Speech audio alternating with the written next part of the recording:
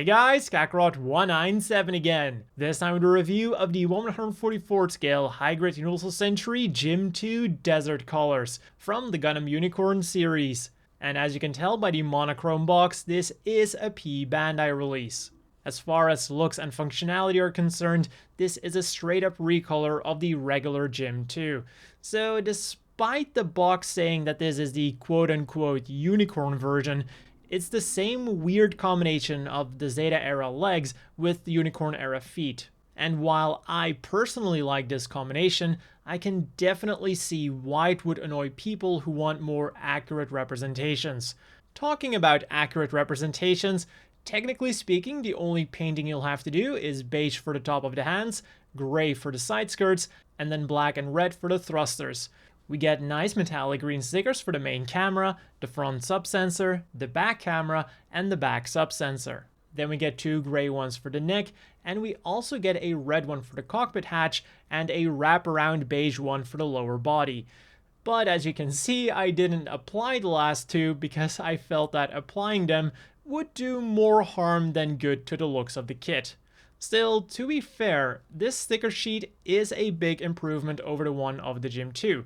Now the cameras and the sensors actually get nice and shiny metallic stickers, whereas the standard release got much less impressive matte stickers that were actually on the marking sticker sheet, which we of course still get with this kit as well. And putting aside those weak sensor stickers, with markings for the Federation, the Titans, and the HGUC, this is still one of the best marking stickers on a high grade. Then moving on to the accessories, for mounted weapons, it has two Vulcans on the head that should be painted gray, and a beam saber on the backpack. Now, I don't think I've ever complained about the proportions of a beam saber, but there's a first time for everything.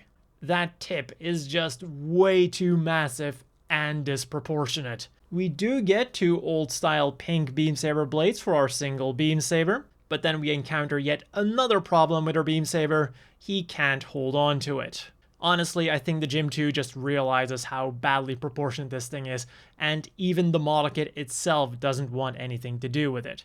So quickly moving on to his final weapon, the beam rifle. It's the usual two halves slapped together, and we also get a movable handle. And unlike the beam saber, he has no problems whatsoever holding on to this thing, thanks to the peg on the trigger finger hand. So you'll have no issues putting this thing in some really cool poses. Also, don't forget to paint the sensor pink. Then the final real accessory that we get is the standard issue Federation shield. Simple, effective, and you just have to paint the inside gray. We get this brace to attach it to the side or the back of either arm, and there you go. Your Gym 2 is all suited up and ready to be blown up by whatever it encounters. And then the final actual accessory is this yellow collar piece, which you can use if you prefer it over the dark blue one. And now on to the articulation. The head is on a double ball joint, but I feel like they don't have quite enough space to really do their job. So quickly going on to the shoulders, and these are on ball joints with much more clearance and a forwards hinge. The arms go upwards nicely, especially with the help of those ball joints. They'll rotate around below the shoulder, bent at the elbow at two joints, and the hands are on kinda loose ball joints. The waist is also on a ball joint, but has a very bad tendency to pop off with even the slightest forwards and backwards movement. Rotation is no problem though. Then the front skirts are as always molded together but can be separated, giving the legs nice forwards movement. Underneath the skirt we get an extra joint and a hole for an action base. Then the legs also go backwards relatively far, considering the solid back skirt. But the outwards movement, on the other hand, is about as good as it's gonna get. The legs also rotate around all the way, bent at the knees on two joints, and the feet are on the now standard hinge and ball joint combo. Forwards and backwards is really good, especially with that flip-flop joint. Sideways movement is also nice, and they'll rotate around all the way, should you want to. Of course, we also get movable ankle armor. So all things considered, the Gym 2 had pretty good articulation for back in the day. And this is one of the only times where I can say that it's actually gotten better with time, because shortly after the Gym 2, Bandai decided that double jointed elbows were just too good for grunts. So as always, the inevitable question is, do you want to buy this?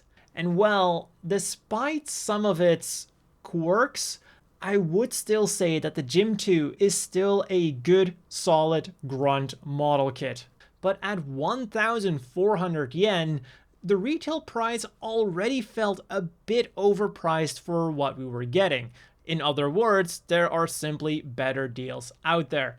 And then when you add the P Bandai tax to this desert version, there's only a limited amount of people that I could really recommend this to.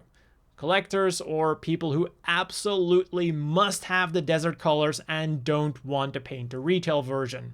For everyone else, with the exception of the metallic stickers, there is no difference between the desert version and the retail version.